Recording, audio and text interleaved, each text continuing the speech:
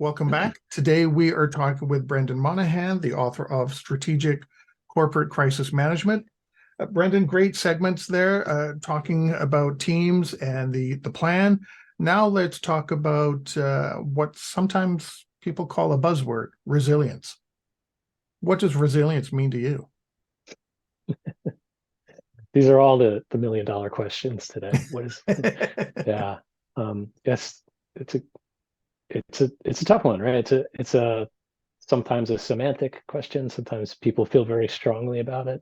Um, the way I think about resilience in the work that I do now, Alex, is kind of simple, right? Or I try to think it's simple, and I probably leave a lot out, but I just simply try to think of it in terms of the key disciplines that we've been talking about today, right? And how they interact. The crisis management, business continuity, security management, risk management, disaster recovery, right? The interplay between all of those, they all have some relationship to each other, not with all of them, but there's a connection across all of these disciplines. And I think to the extent that we can collectively provide service to our organizations when something unexpected happens, then that's a measure of our resilience, right? Resilience is the outcome of the ability of those disciplines to interact with each other well. I mean, that's kind of how I look at it right now.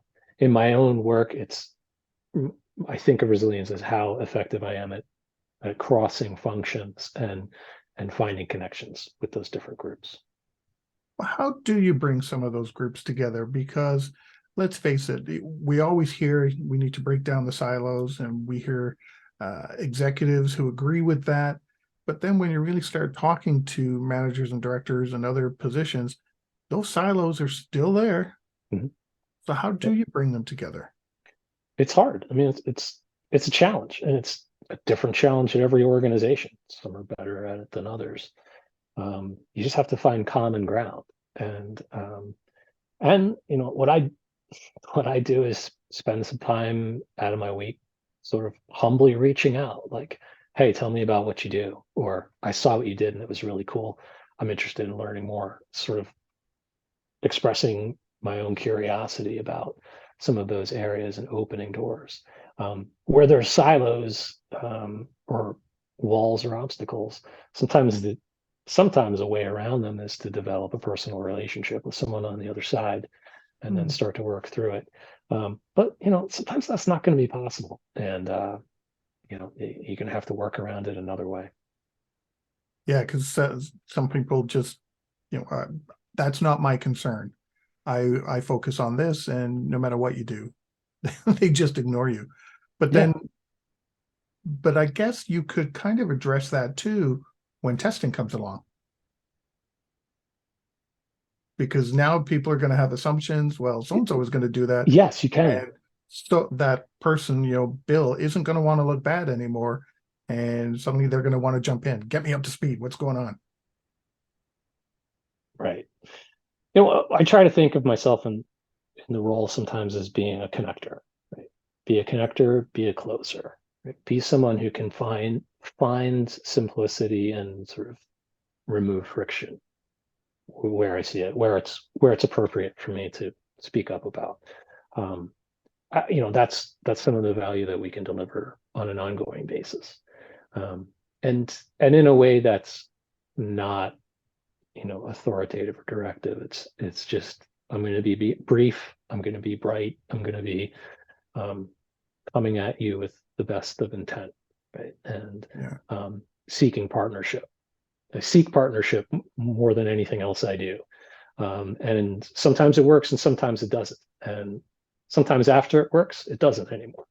But that's, part of the persistence that it takes to get this work done well, so that the machine functions when the wheels fall off. you know. Do you think sometimes resilience is becoming a buzzword, a catch-all for everything? Um, yeah, I mean, I try not to wade into the semantic battle too much. I prefer readiness. Um, I think resilience is a fine word. You can choose the word that resonates with your organization. Yeah. For some people, resilience has like an individual connotation. For others, it's more of an organizational thing. It depends, right? You have to function within the culture where you find yourself. And if the organization wants to call it operational resilience or business resilience and assurance, or you just gotta find the terms that make people understand what it is, or what you're going for, and leave it at that, right? I like one word, but we're going to have to use a different one as long as people get the meaning. Yeah. When I think of resilience, it has such a broad scope that it's really difficult and it's an understood word by many people that have nothing to do with organizational resilience or operational resilience. They understand the word resilience, but then all of a sudden the context completely changes when we start talking about business continuity or IT disaster recovery. Yeah. This is confusing, and suddenly you've got everybody with a different definition trying to figure out what it is they're talking about. Yeah. It's a challenge. It's an ongoing challenge. Yeah. Yeah. So with either resilience or readiness, to use your word, what can organizations start doing or stop doing to get them on that path of readiness, creating readiness? I think it comes back to a lot of the things that we've talked about, right? Taking a sort of a positive approach to planning that's realistic, right? That recognizes the value in the planning process that is greater than the plans alone, and that readiness or resilience can emerge from the act of going through and developing plans and making connections between people, and challenging assumptions, and being willing to take a risk and be wrong in an exercise setting, and learning about what all that feels like. I think those are some of the things that matter most. The other challenge we will probably always have for functions that play in the resilient space, and that's the crisis teams. It's the security teams, it's your risk management teams, even your compliance teams to some extent, is that so often the value that they bring is in when something doesn't happen. And how do you demonstrate that? Right. So how do you continue to show your value by preventing things from not manifesting? And I look at that as an opportunity to deliver value throughout whatever your process, whatever your policy defines, right? It's not about the sort of fear and uncertainty of what could be, but it's about the opportunities that come with following the process. Like the old saying, it's the friends we made along the way. It sounds kind of corny, but in fact, I think that's sometimes how it works best.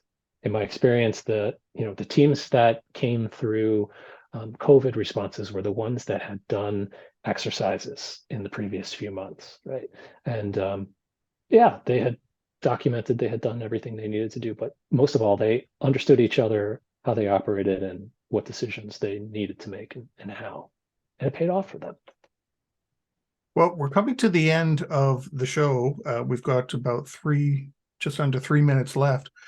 Do you have any final thoughts or ideas you'd like to convey regarding maybe something that we didn't address that's in your book, or business continuity in general, resilience, readiness? Sorry, readiness. It's okay. I won't get mad. You can call it whatever you like. Look, the way I always think about it in my mind, and this goes back to a very early mentor I had in this work, was that when the sort of plan falls flat or you don't know what to do, then focus on the next right thing and ask yourself, who's in charge, what needs to be done, and who's doing what, right?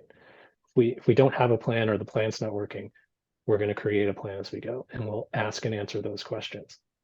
If I can't ask and answer those questions, then it needs to stop. The action needs to pause until we can. And then we'll establish some stability, we'll define some objectives, and we'll go from there. I liked what you said earlier too about and it just went out of my head. Unbelievable. It must have been good. There's construction happening, and it's been quiet this entire time, and all of a sudden there was a big bang. I don't know if anyone could hear it, and it just I didn't, but that's Oh. life. That's what happened. You know what? Put it in the show notes, and we'll look for it. Yeah, I get distracted. Well, whatever that question was, thank you so much, Brendan, for Yeah. sharing your time and expertise with us today. I really appreciate it. Thank you, Alex. A really pleasure talking with you. Congratulations on the 600 episodes. Yeah, 600 episodes now. We're over 600. Amazing. Keep up the great work. Thank you for all you do. Oh, thank you very much. And congratulations on your book, too. I do recommend it to everybody. Strategic Corporate Crisis Management. There's lots of good information. And if you're seeing the video, you see that I've got lots of pages bookmarked and dog-eared here. So that's cool. Thank you.